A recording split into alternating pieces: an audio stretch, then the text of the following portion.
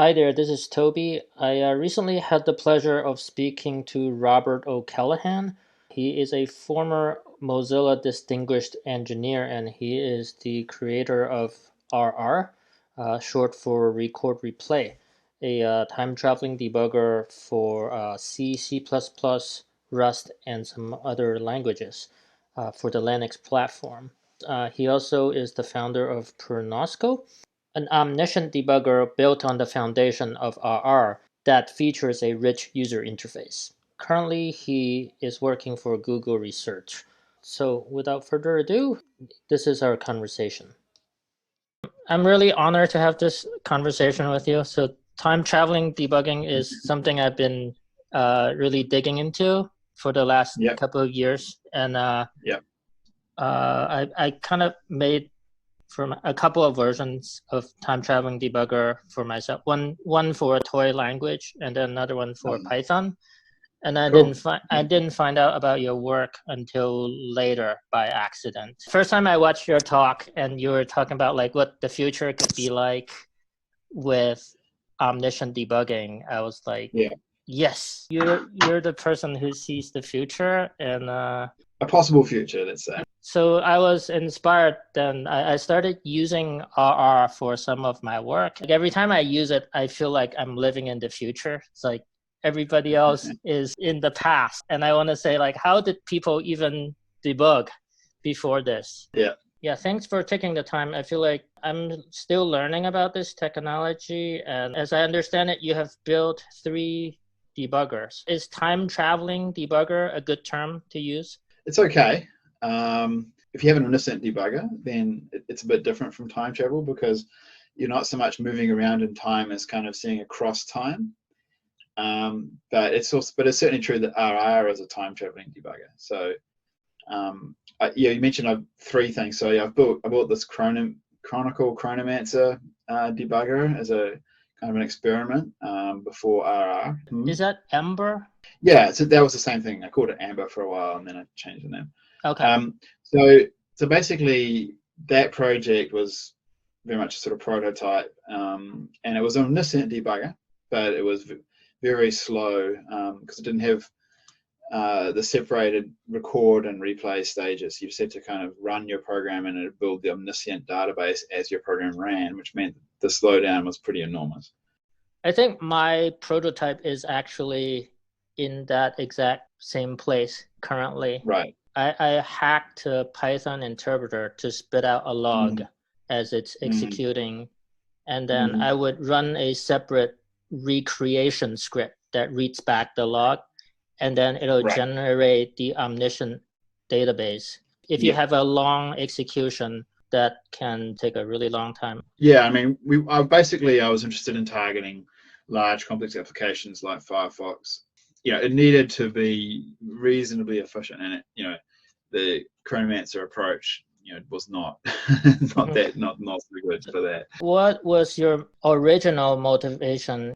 How did you come to this conclusion that I need to build an omniscient debugger? I was working on Firefox, and I spent a fair bit of time debugging Firefox bugs, and the tools for doing that back then were basically the same as what people are using today, unfortunately, which is GDB basically. Well, I had an intuition that we could do a lot better, right? Like if we gathered more, if the debugger, so we ran the program and gathered lots of information about the execution, we could build a better debugging experience with a lot of data that we could collect. And that's what I wanted to experiment with Amber/Chronicle Chronomancer. And so that's kind of what I did in the most direct way that I could get at. I used basically modified Valgrind to collect lots of information. And it did, it worked, and that it gave an interesting user experience. That was built using it was an Eclipse plugin was the interface for that, because I was using Eclipse as my IDE.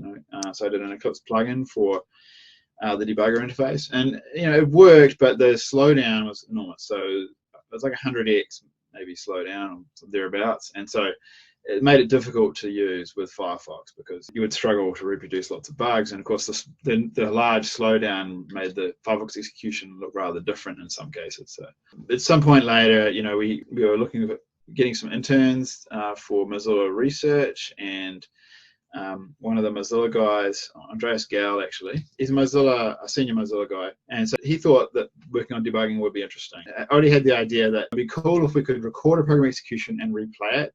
That alone would be helpful for debugging bugs that are non-deterministic, that are hard to reproduce. So if you could just record it once and then replay it, and if you do that efficiently, that'd be really helpful.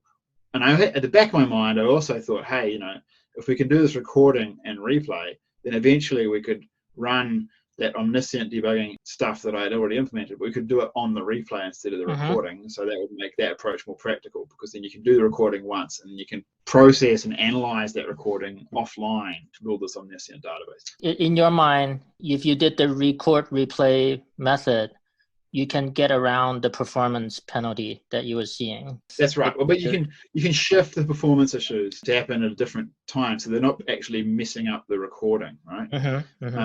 Also, the back of my mind was the idea, hey, maybe we could parallelize it. So if you throw lots of machines, lots of CPU cores at the problem, maybe we can do that if we have a recording that we're analyzing instead of having to run the program online.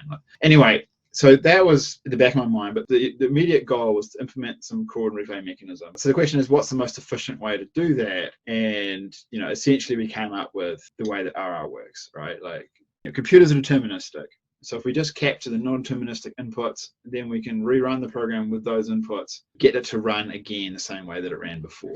One of the things at the back of my mind also when we're thinking about that, there's a very old project done by a guy called Michael Elizabeth Chastain, who implemented a very, very, very simple version of RR, essentially, just using ptrace. And it didn't handle multiple threads, and it didn't handle modern Linux, and it didn't handle asynchronous signals and things.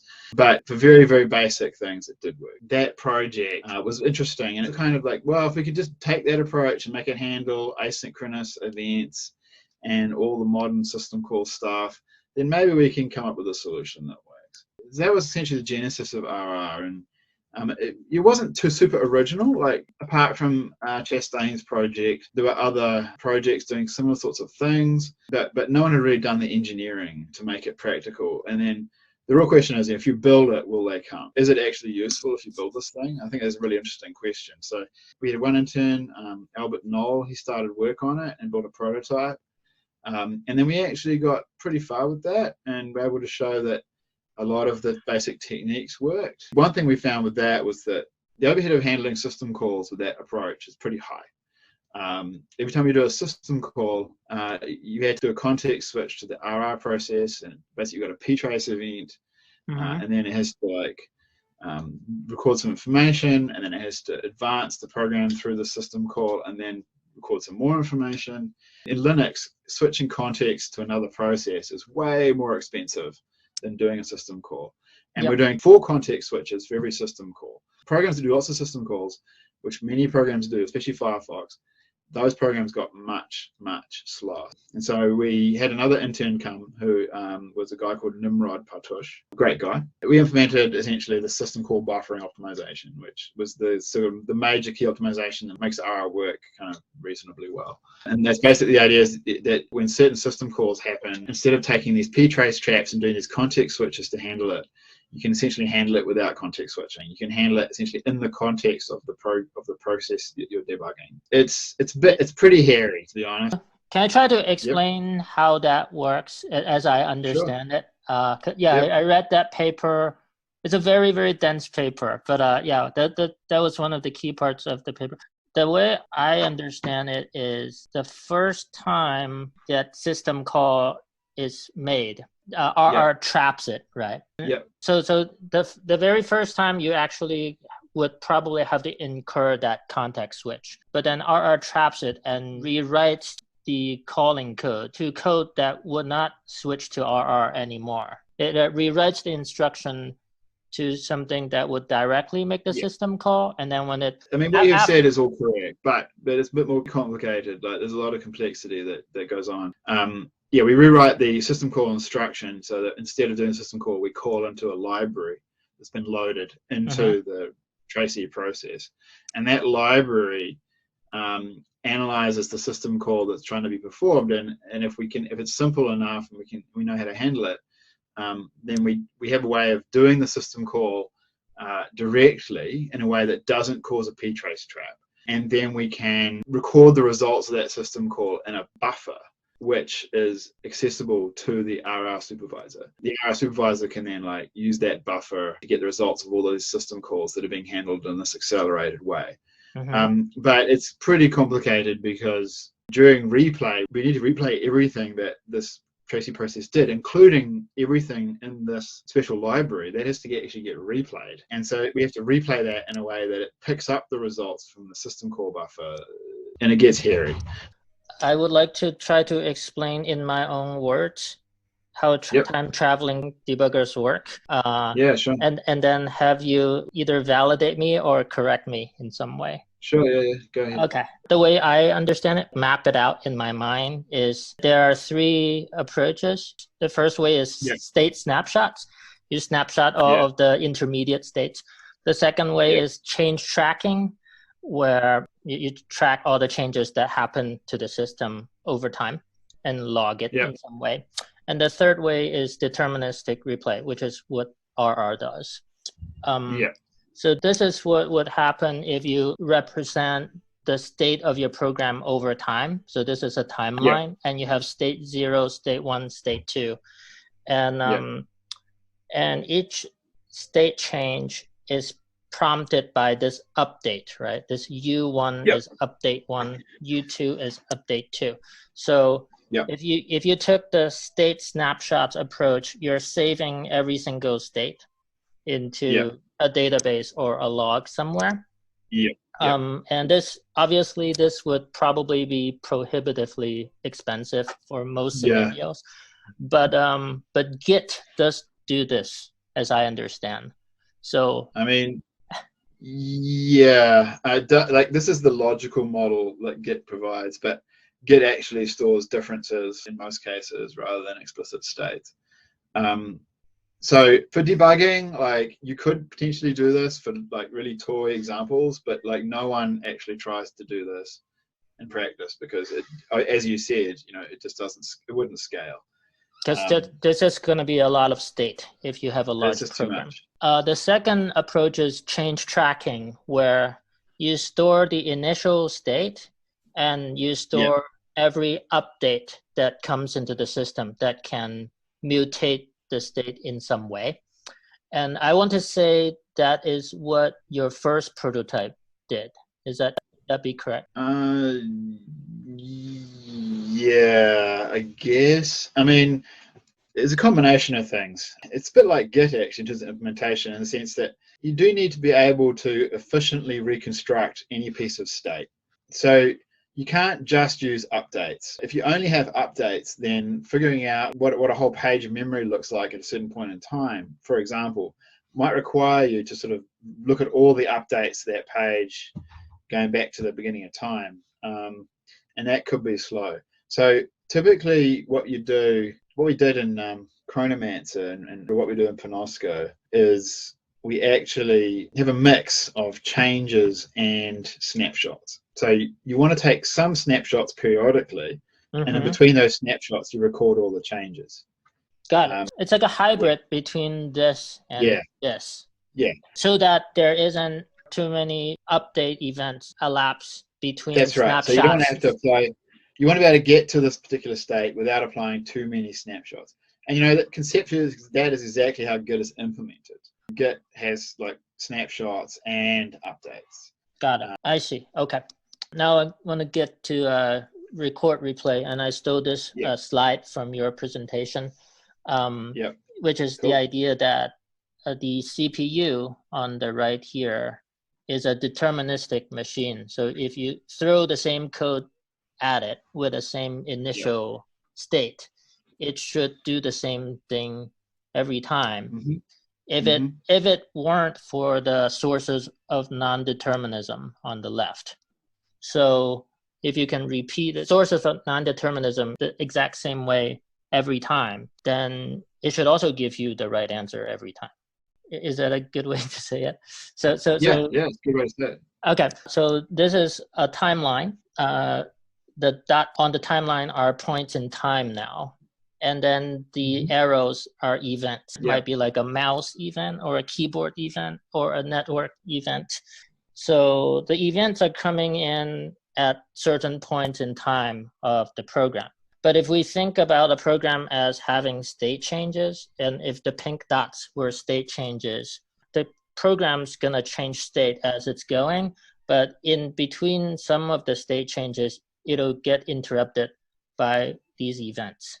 And I think the trick with record replay is if you want to get the program to do exactly what it did the first time, you want to deliver those events in between the correct state changes that's in place within the timeline as it did the first time. Yep. So you would save like the event and the time at which that event was delivered to the process into a log somewhere. Yep. So I did this okay? You think? Yeah. I mean, okay? What you said was all correct. Cool. Thank you so much for that. Could you tell me some success stories? I think that there's certain kinds of difficult to reproduce non-deterministic bugs. And I've had people in Mozilla say, this bug could not have been fixed without RR. So one particular class of bugs where RR has been extremely useful is for people who are debugging garbage collectors. Garbage collector bugs are often non-deterministic, involve memory corruption. It's often very difficult to go from where you detected the bug to where the bug was caused. And RR makes those bugs actually relatively easy to fix. One guy, I think he was doing research on garbage collection, he told me that RR had saved him like months, literally months of work, which is always a good thing to hear. And certainly at Mozilla, there have been people who fixed garbage collection bugs. And I know there are other people using record and replay debugging, sometimes involving RR, to fix bugs in big projects that use garbage collectors. So that is an interesting area. Yeah. I can add my own data point there too. I was debugging the Python interpreter, and indeed it was a garbage collector issue that I was dealing with where new object was using memory that was coming from a previously used object. I wouldn't even know how to debug something like that. But with RR, you just say who was the last person or last code that wrote to this, and go back. So use the watch point. That's such a key pattern to use with RR. You set a watch point on that memory location, and then reverse continue to whoever wrote to that location. That is kind of RR superpower. Like, when people discover that and they start using it effectively, every time something incredible like that happens, I'm like, oh my god, like why don't we use this all the time? Have you ever had like a eureka moment where you're really amazed that you made something like this work? Yeah, I mean, obviously when people started discovering that trick with reverse watch points, that was a clear breakthrough moment. I'd say another interesting breakthrough moment, probably one of the best things that I've ever had happen with someone using my work, was a Mozilla JavaScript developer. They'd already used RR a fair bit, and they were using RR, and then they called a program function from GDB. They wanted to pretty print some JavaScript values, so they did like call and then JS pretty print and then some object address, and it worked because that's what they would do when they're using GDB. After it worked, they said, hang on, what just happened? Because it's during the replay and that function did not run during recording, right? So the question was like, how is it in RR they're able to get the function to actually work? Now, we have an implementation that does this. It involves basically cloning the current state of the program and then allowing it to what we call diverge. You clone the current state of the entire program, then the function executes from that state. That changes the state of the program. It changes registers and possibly memory. And so we actually throw away the divergent session once you've finished with the function and go back to the replay. But that all happens under the hood. From the user's point of view, it's just magic. You call this function that never happened during recording, and it just works. What was brilliant about that, from my point of view, is that it's the perfect feature. The perfect feature is the feature that it's incredibly difficult to implement, and it's incredibly powerful and cool, but users don't even realize that. They just use it, and everything works as they expected. And the magic, it's magical, but the magic is completely predictable and hidden. To me, that is the perfect application feature. So I was really excited when that guy said that, because it's like because when he said what just happened, it's like that's when he suddenly realized that some magic had actually happened without him even noticing before. Yeah, So that's amazing. Yeah. that's really cool. Why do you think debugging is not a first-class citizen in many tech companies, perhaps? Yeah, so that's a really good question. So one issue is that traditional debuggers are just pretty bad. The user experience of the debugging is pretty bad, but also the problem, what they actually do is also pretty bad. Like not being able to reverse execute in a debugger is a pretty bad deficiency, since debugging is about tracing effects back to causes, which means you actually do want to go backwards in time. And so traditional debuggers only let you approximate that by essentially doing debugging session after debugging session. Setting a breakpoint is like playing the Price is Right, where you're Right. Yeah. gonna try to get to the as close as possible without going over. Yeah, one strategy is like you don't want to go over, you just guess $1, right? And in debugging, people sometimes do that. It's like I just want to stop at the first line because I don't know what's gonna happen. That's a good analogy. Another problem with traditional debuggers, though, is that they require you to sort of connect to where the program is running and then stop it. And a lot of environments these days, like the cloud, you can't really do that. Like if your program is actually like hundreds of processes running on hundreds of machines, you don't necessarily know which one to attach to ahead of time. And if you stop it, you kind of break this whole system. So these things have to keep running. And so a record and replay approach is actually a much better fit to that sort of thing. But of course, most people don't have access to record and replay technology. Maybe RR doesn't work for them, or they've never heard of RR, which is still the case amazingly often. For various reasons, people have gotten out of the habit of using debuggers. And once you fall out of the habit of using debuggers, you kind of fall into a downward spiral where you forget how to use them. Your infrastructure stops even supporting interactive debugging because people aren't using it. So whatever support there was kind of rots away. I agree. And people just get to the point where like, well, I only know how to do log-based debugging now, print debugging, which is the thing everyone falls back to. If that's all you know how to do, that's all you're going to use. And people come to believe, rightly or wrongly, that dedicated debugging tools just don't work for them. And they come to assume eventually that they can't work. So there's this downward spiral that it's very difficult to fight against. And I think as an industry, some of us are trying to like swim upstream and try to show that there's a better world, but it is difficult.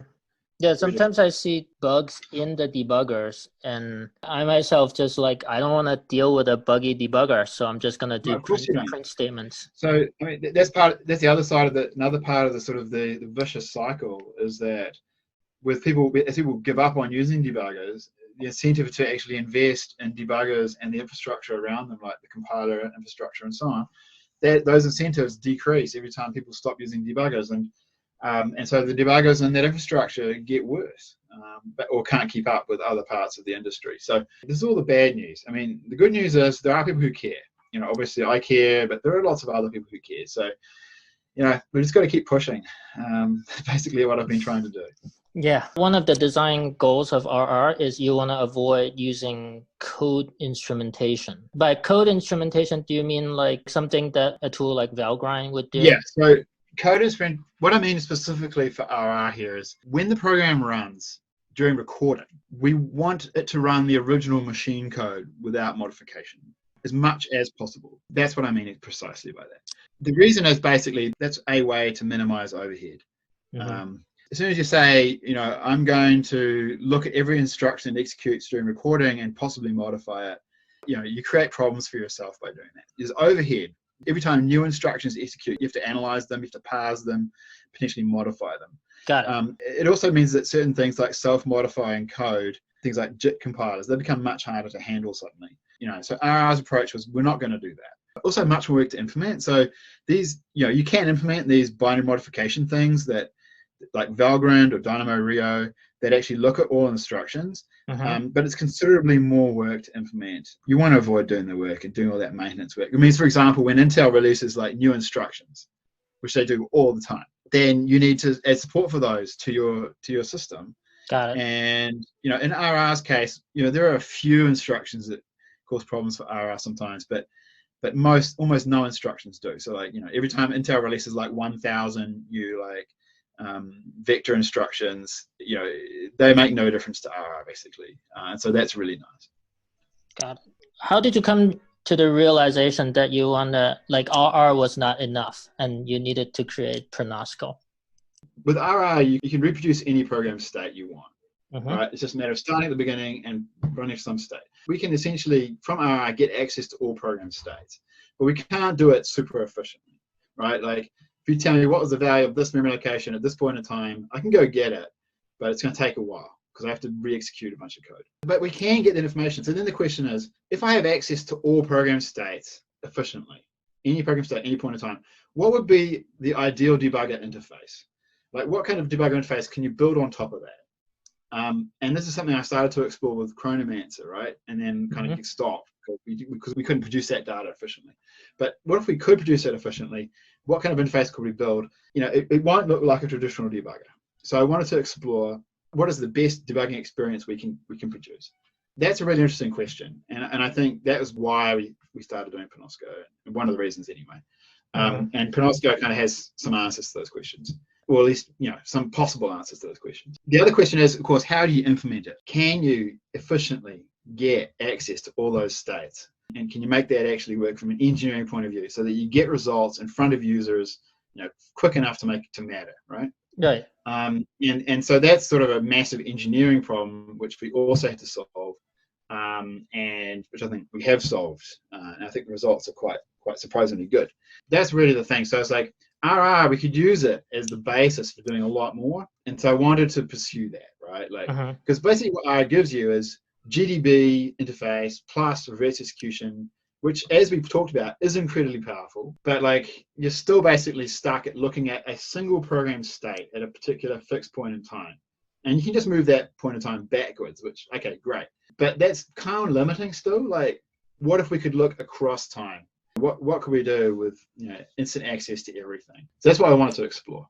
The engineering side, in your talk you did in Israel, you said that whereas the omniscient database is just too slow to generate in your previous attempt, now that you have RR, now you can leverage parallel execution and execute multiple dynamic analysis at the same time. So if you have a recording, if you have an RR recording in particular, we can do a replay of that recording and we can instrument the replay. So we can actually modify the machine code that's executing during the replay. So that does the same thing, but also collects extra information. So this is basically what we were doing with Chronomancer before. But we're doing it only during the replay. Okay, so I might run a section of code and it will run like 100 times slower. But I'm going to collect a lot of information, like what memory locations are modified and like exactly which instructions are executed. I can put all that in some giant database. And how you put it in the database is also very interesting, but we're not going to talk about that. So, but basically you're running this code, which is gathering this information, and it's quite slow. But the thing is that I can do this on any segment of code, right? I can pick some time range of my program, and I can just say, let's instrument just that time range, and the rest I can just run normally. Okay, and so what I can then do is if I have lots of computers, right, or lots of CPUs on one computer, I can have them all look at a different time range and say, let's just analyze that time range and capture all the information from that time range. So even if each particular time range is running like 20 times slower, if I'm throwing like 50 CPUs at it, I'm actually winning. And this is more or less what we do in Pernosco. I see. And it's not, you know, and not only that, not only can you look at different time ranges, but you can pick the same time range and you can analyze it different ways. You know, one CPU, I'm gonna just track exactly what gets executed and what happens to register values. And on a different CPU, I'm gonna track what happens to memory for the same time range. So I can actually split my ranges up. I can parallelize in another axis. How feasible is it to make RR work on other operating systems or maybe CPU architectures? That's a great question. So we do actually have an experimental RR implementation for ARM, for a particular ARM chip. Okay. So it is possible. We need certain hardware features and we need to avoid certain other hardware features, which makes things complicated. We don't have time now to go into what those are, but that is sort of written up in some of the papers. Basically, you need, but basically there's no intrinsic reason why it has to be x86 only. It's just but we need CPU designers to sort of add the right features. What about other operating systems? Other operating systems, it's hard, but it is doable. Like Linux happens to have like a combination of features that makes RR work. We added one or two things to the kernel, one really, to help. But basically it worked out of the box. Other operating systems might not have those features, and haven't really looked too hard to figure out if they do or not. The main thing is you need the source code to the operating system, because you need to understand exactly what system calls do and how they work in absolute complete detail. And we just don't have that information for Windows or Mac, for example, or iOS. So it could be like, I'm not saying it couldn't be done, but you would need either lots and lots of money to do lots and lots of reverse engineering, or you would need to be Apple or Microsoft to actually have access to all the information and potentially change things that are causing problems. So it can be done. The approach would work, but you would need deep knowledge of the OS, which people outside those companies don't have. So I wouldn't want to work on it. Would it be feasible to implement or time travel debugging in the programming language level? Is that something you would do? I mean, people have done omniscient debugging at the virtual machine level for Java and for I think you've done it for Python, and other people have. I think there's another one as well, but I forgot the name. And so people have actually done this, and it does work. You can do it. There's trade-offs. Obviously, if you're doing it at language level, you miss cases where people are doing machine code that's not part of your language. There could be like handwritten machine code, or libraries where you don't have source code, or it could also be just-in-time compilers generating machine code that you don't know about. So it's hard to get complete visibility into everything that's going on if you do things at the language level or the compiler level. But a number of projects have done that and do that though, and it can be practical, and there can be some advantages to do that. Like RR for Firefox, it wouldn't have worked because Firefox has a JIT compiler and it has all this really low-level code that we want to be able to debug. So that would not have worked for Firefox, but I can understand why it would work for some other applications. Got it. What do you think are the next steps in time travel debugging? I think we need to get more people using these tools. RR, just get more people using RR. There's still a lot of people out there who could benefit from RR who haven't used it. And I know because sometimes recently people come to me and say, I've just discovered RR, it's amazing. I could have been using it for years, but I never knew about it. I mean, that is still happening. So more publicity, these kinds of interviews, great, awesome. And obviously Pernosco, more users for Pernosco will be good. More users for the technology that exists will be really helpful. And more, because one of the things that generates more awareness from the operating systems people and the hardware guys who actually we need their help. So that's really my main wish. Got it. Thank you so much for your time. See you, Toby. Thanks a lot. Really enjoyed it.